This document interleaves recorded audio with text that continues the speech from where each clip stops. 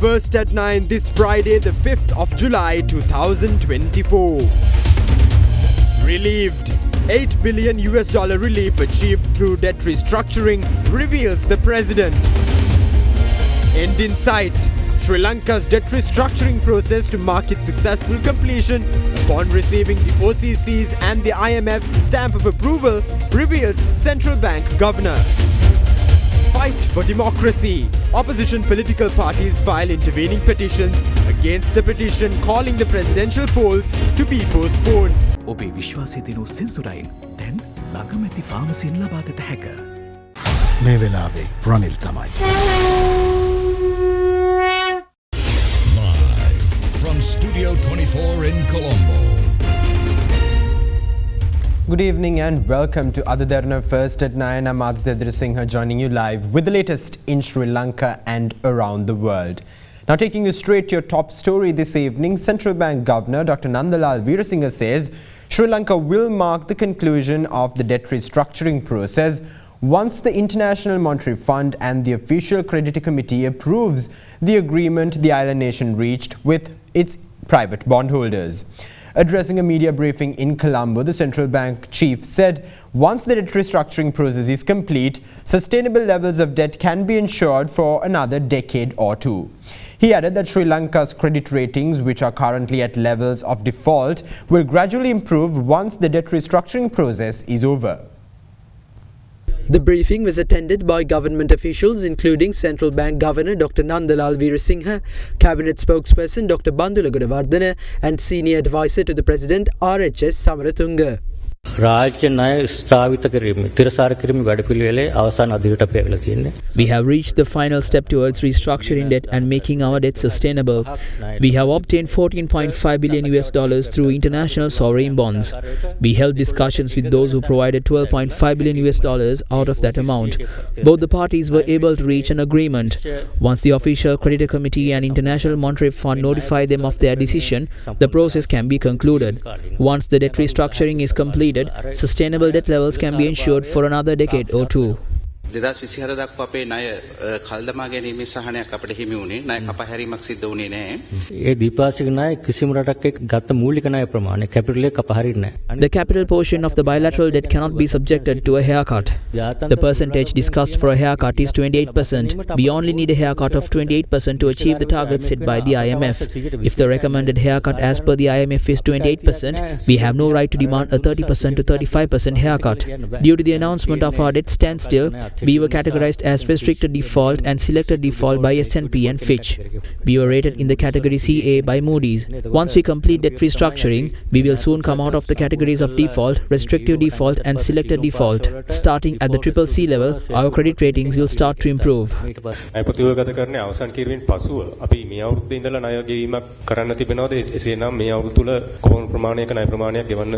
මිලියන 700ක් විතර තමයි 27 වෙනිකන් ගෙවන්න තියෙන්නේ පොලිය සහ ඒ ප්‍රමාණය විතරයි.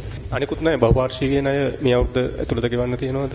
බහුපාර්ශ්වීය ණයත් විසම ප්‍රකාරව මුලින්ම පොලිය විතරයි ගෙවන්න තියෙන්නේ. පොලිය ගෙවන්න පටන් ගන්න ඕන දෙවෙනි භාගයේ ඉඳලා. Crunchy goodness for hunger on the go. Now, in the meantime, President Ranil Wickremesinghe says the government secured $8 billion worth of debt relief for the country through its debt restructuring program. Speaking at an event in Kurunegala, the head of state highlighted that his government was able to achieve this feat in less than 2 years after coming to power. The president went on to say that he will ensure that the benefits of the debt relief will be passed on to the country's people. Another phase of the Urumaya program was held in Kurunegala today under the patronage of President Ranil Wickremesinghe. During the event, freehold land deeds were symbolically awarded to 463 residents of Kurunegala from among 73,143 qualified candidates. We have emerged out of bankruptcy. We will not have to make any debt repayments during the next 4 years. We have also secured interest cuts as well as reduced burdens for the next 6 years. Through these concessions, we have saved $5 billion. We recently came to an agreement with private bondholders. Even though they will not make interest cuts, they have agreed to give us a $3 billion haircut on the capital amount. In total, we have reduced our outstanding debts by $8 billion. We have passed on the benefits of this debt relief to the people. Additionally, we have been granted $2 billion under relaxed terms. This does not account for the funds expected from China or assistance from India. It has been less than 2 years since I accepted the responsibility of leading the country. However, within that short time period, we have saved $8 billion for the country. I had to take several difficult decisions. Decisions such as increasing the VAT were not taken lightly. However, because of these decisions, we have found the way out of this debt trap. Horizon Campus 2024 intake. Register now. Now, several parties, including the Samaga Jana Balawega and the National People's Power, filed intervening petitions requesting the Supreme Court to quash the petition seeking an order preventing the calling of a presidential election. Taking the situation into account, Chief Justice Jayanta Jayasuriya has appointed a 5-member judge bench headed by himself to hear the original petition as well as the intervening petitions against it on Monday, the 8th of July. In the meantime, President Ranil Wickremesinghe revealed that he had personally conveyed to the Election Commission the necessity of holding the election within the proper time frame. On Wednesday, a petition was filed before the Supreme Court by an entrepreneur named C.D. Lenever, pointing out an ambiguity regarding the president's tenure under the 19th Amendment. The petitioner pointed out that, as per Article 82 of the Constitution, the government has failed to pass the amendment introduced to Article 32 due to their failure to refer the matter to a referendum, thereby creating uncertainty as to whether the president's term of office will end in 5 or 6 years. Thereby, the petitioner has sought an order preventing the calling of a presidential election until the court delivers its interpretation on the date of the presidential polls. Against this backdrop, several parties filed intervening petitions requesting the Supreme Court to quash the petition seeking an order preventing the calling of a presidential election. The parties who filed intervening petitions include General Secretary of the Samaga Jana Balawega Ranjith Maddum-Bandara, parliamentarians of the National People's Power Vijitha Herath and Dr. Harani Amarasuriya, Eranga Gunasekara of the Socialist Youth Union and former convener of the Inter-University Students Federation Vasantha Mudalige. The petitioners pointed out that Article 30 subsection 2 of the Constitution was amended by the 19th Amendment to reduce the president's term in office from 6 years to 5 years and added that the tenure of the incumbent president expires this year as per the Constitution. The intervening petitioners stated that the initial petitioner who wants the presidential election to be postponed is trying to mislead the court by presenting false information. Taking this situation into account, Chief Justice Jayanta Jayasuriya appointed a 5-member judge bench comprising Justices Vijit Malalgoda, Murudhu Fernando, Preeti Padman Surasena and Nesture Raja to hear the petitions. The petitions are expected to be heard on the 8th of July. Meanwhile, President Ranil Wickremesinghe, who called on the chief prelate of the Ramanya sect, Most Venerable Makulaive Vimalathera this evening, revealed that the necessity of holding the presidential elections on time was conveyed to the Election Commission.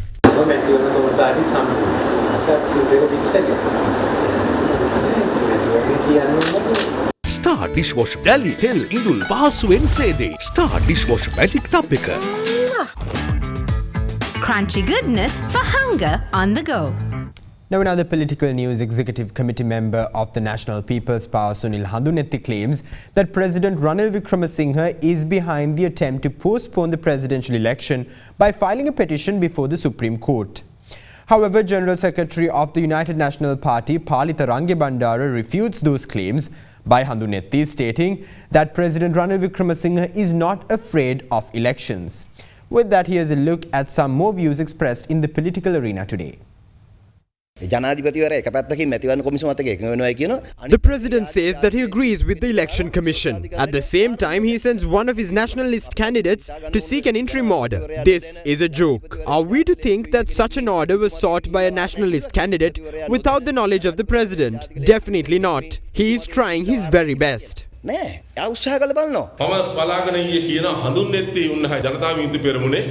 that Sunil Handunethi of the JVP said that C.D. Lenever is a nationalist candidate of the UNP. No such person was included in our national list during my tenure as the General Secretary. I looked into the records of the last 3 or 4 elections. He was a nationalist candidate of the United Development Front, which contested the 2020 general election. The United Development Front is headed by Rohan Pallewatta. Rohan Pallewatta is with candidate Sajith Premadasa. Pallewatta was appointed to the working committee of the Samagi Jana Balawegaya. He is also the main advisor to Sajith Premadasa. CD Lenava is a member of Pallewatta's team. Rumours are spreading that the president is trying to postpone elections. We are not afraid of elections. Ranil Wickremesinghe is not a coward. This drama clearly shows who is actually afraid of the elections, whether it is Ranil or Sajith. Ranil Wickremesinghe කියන්නේ බයිගුල්ලෙක් නෙමෙයි. දැන් මැතිවරණයට බය රනිල්ද සජිත්ද කියන එක මේ තීරණාටක මේ රඟපෑමවලින් ඉතාමත්ම පැහැදිලි වෙනවා. මේ SJB එකටත් කොහෙන් කොහෙන්ද වන්දන්නේ කරගන්න. They are levelling accusations against the SJB. Why do we need to postpone an election where our victory is guaranteed? Ranil Wickremesinghe is the mastermind behind this petition. We have no idea who the petitioner is. ඔය මහත්තයා කොහෙද කියලා හොයලා බලන්නකො අපි දන්නෙත් නැහැ. මේගොල්ලෝම මේ වගේ කුමන්ත්‍රණ කරනවා ඊට පස්සේ ඒගොල්ලෝම ඇවිල්ලා They are unraveling conspiracies and expressing their views to the media in order to defend themselves. I urge them to keep their conspiracies aside and use their talents to prepare for the election.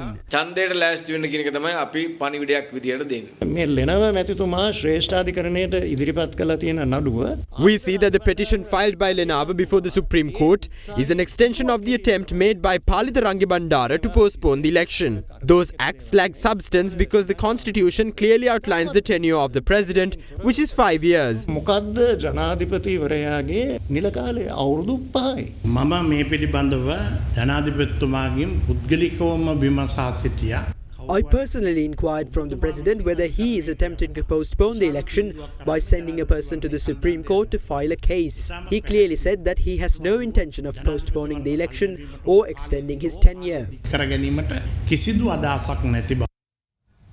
Now in other political news, Sri Lanka Podujana Peramuna parliamentarian Dhammika Perera says he's willing to contest the upcoming presidential election as the SLPP's candidate if the party is ready to nominate him. However, SLPP leader, former President Mahinda Rajapaksa revealed that the party is yet to reach a final decision regarding its presidential candidate. The Sri Lanka Podujana Peramuna today inaugurated its Centre for Professionals in Rosemead Place, Colombo. I am ready to contest the presidential election. However, Sri Lanka's largest political party must decide who its presidential candidate will be. I am waiting for that decision. In the meantime, I am doing everything I can to secure victory in the election. The most important aspect of my campaign is my plan to develop the economy.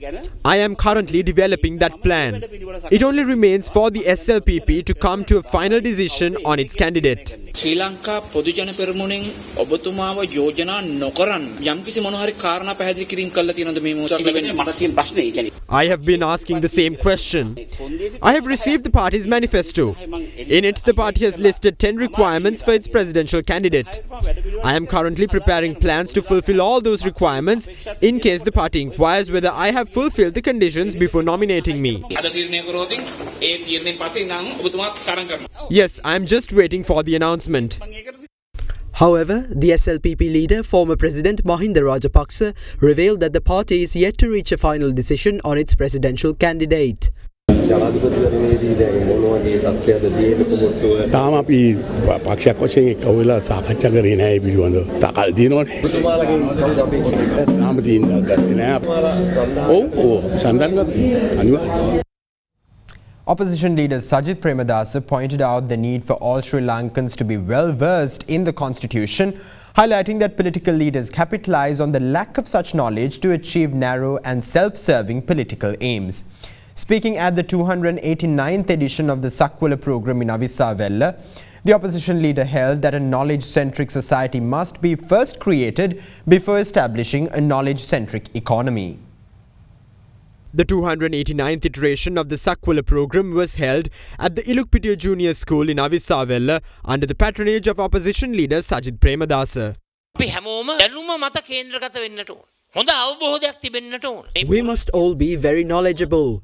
We must also be well aware. All Sri Lankans, including children, must be well aware of this country's constitution. Leaders will abuse power and govern arbitrarily if the country's citizens are not aware of the powers of the executive, the legislature and the judiciary, along with the powers of the citizens. The majority of this country does not have a comprehensive understanding of these powers. So those in power play various tricks to achieve personal aims. You must all be smart citizens who cannot be easily misled. Before we create a knowledge-centric economy, we must first build a knowledge-centric society. We must put an end to the times when policymakers would mislead the public to achieve personal political aims and put together a program that will take community-centric decisions in the interest of the public. Now, the World Bank commended Sri Lanka's progress on external debt restructuring and also appreciated measures taken by the government so far to restore economic stability. This commendation was made by the World Bank's Vice President for the South Asian region, Martin Reiser, at a meeting with the President during his visit to Sri Lanka with the newly appointed World Bank Country Director for Sri Lanka, David Sislan. Further, the World Bank assured their continuous support for Sri Lanka to sustain the progress made by the island nation so far.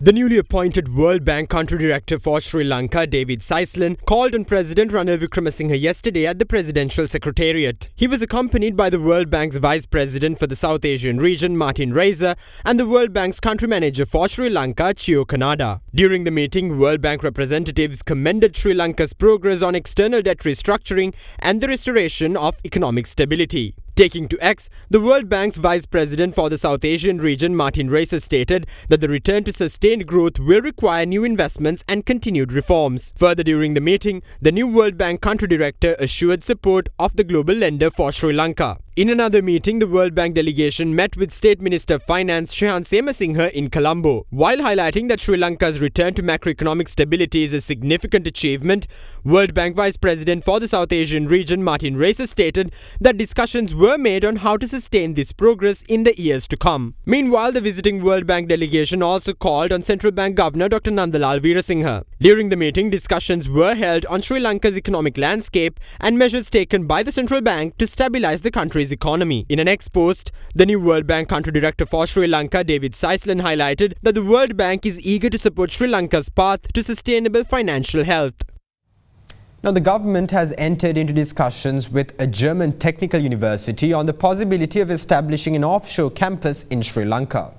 State Minister of Higher Education Dr. Suren Raghavan revealed that during preliminary talks, the university expressed its willingness to make an initial investment of $25 million. In your previous press conference, you have said that you are promoting private sector universities. Absolutely. So that you can reduce the foreign exchange outflow and get some revenue. Yeah. Can you update? Yeah, now we had 3 universities, foreign universities going to start. We have 26 private universities already. Parallel to that, 3 foreign universities were to come. One is already, IIT Madras is already. Yesterday we discussed about German Technical University. This will be with a $25 million investment. If this comes through, basic informations are there, it's very good. They want to do agriculture, renewable energy and food technology, which is absolutely good for Sri Lanka. Now, in other local news, the stretch of the A9 road at Akurana is now open for traffic after being temporarily cordoned off due to a fire breaking out in a shop within the area. Earlier today, the Kandy Mathale road was closed at Akurana after a fire erupted in a shop and quickly spread to several adjacent shops. Motorists were advised to use alternative routes to avoid inconvenience and harm as the fire spread rapidly out of control. According to the police, restaurant owners in the area have warned the authorities of the presence of approximately 50 gas cylinders at the premises, which complicated efforts to contain the blaze. The blaze was extinguished by the Kandy municipality's fire service, police and with the support of the local residents. No casualties were reported in the fire and the cause has not yet been determined.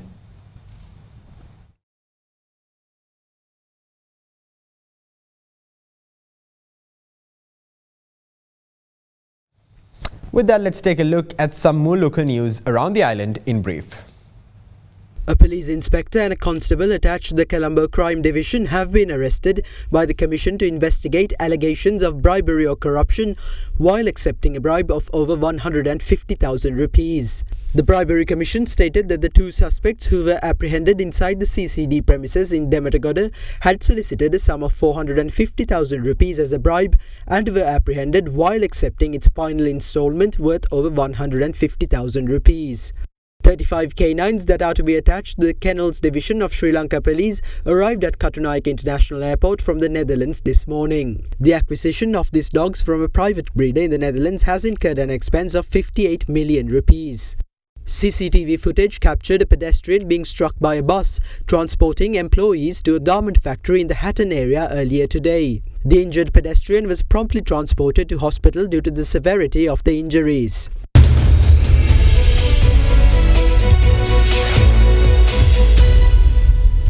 Welcome back. Now, Sri Lanka's official reserve assets stood at $5.64 billion by the end of June.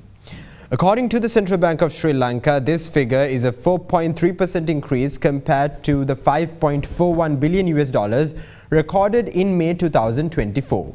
Reserve assets included proceeds from the swap with the People's Bank of China equivalent to around $1.4 billion, which is subject to conditionalities on usability.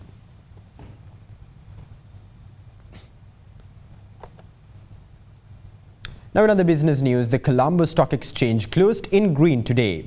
By the end of trading, turnover was 4.7 million rupees, down from yesterday's 1.5 billion rupees. The CSE All-Share Index closed up 0.17% at 11,947 points, while the S&P Sri Lanka 20 was also up by 0.01% to 3,505 points. Trading volume on the index decreased to 21.5 million shares from 59.8 million shares in the previous session.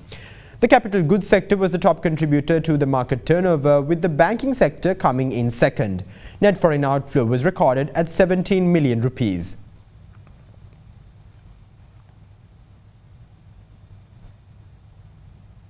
And now let's take a look at the rupee exchange rates during the day.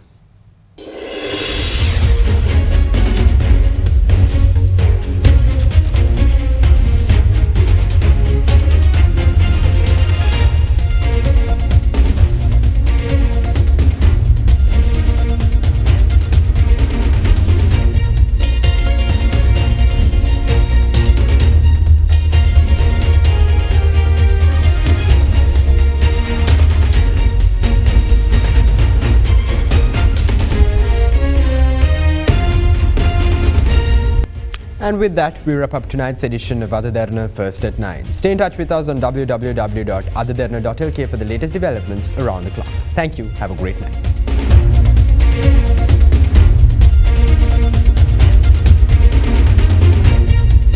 For news and information you can trust 24 hours a day, visit adaderana.lk.